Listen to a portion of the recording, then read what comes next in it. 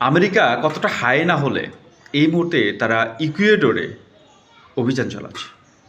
সারা পৃথিবীব্যাপী এই Donald Trump সাম্রাজ্যবাদ নীতিটাকে একেবারে ছড়িয়ে দিচ্ছে, একের পর এক দেশের উপর আগ্রাসন চালাচ্ছে।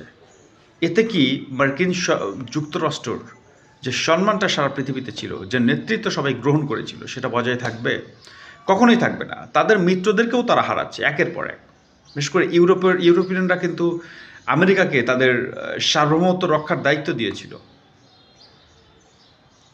ন্যাটো অন্তর্ভুক্ত যে সকল দেশ রয়েছে তাদের মূল সার্বভৌমত্ব রক্ষার দায়িত্ব কিন্তু আমেরিকার হাতে। মধ্যপ্রাচ্যের প্রত্যেকটা দেশের, ইরান বাদে প্রত্যেকটা দেশের মানে সার্বভৌমত্ব রক্ষার দায়িত্বও কিন্তু আমেরিকার হাতে। অর্থাৎ কোনো দেশ আক্রান্ত হলে সেখানে প্রত্যাঘাত করবে আমেরিকা স্বয়ং। এই চুক্তিই কিন্তু হয়ে আছে। আস্তে আস্তে যে অবস্থা চলতেছে, এখানে কিন্তু মধ্যপ্রাচ্য, ইউরোপ এবং আফ্রিকার প্রত্যেকটা দেশের নিয়ন্ত্রণ কিন্তু একের পর এক হারাচ্ছে আমেরিকা। সেখানে আধিপত্য বিস্তার করতেছে রাশিয়া এবং চায়না।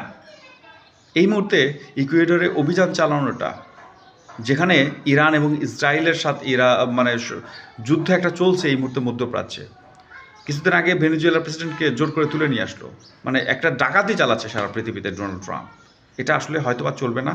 পুরো আমেরিকার সাম্রাজ্যবাদ নীতির পতন হবে, আমেরিকার পতন হবে পৃথিবীতে, যেভাবে পতন হয়েছিল ব্রিটিশদের।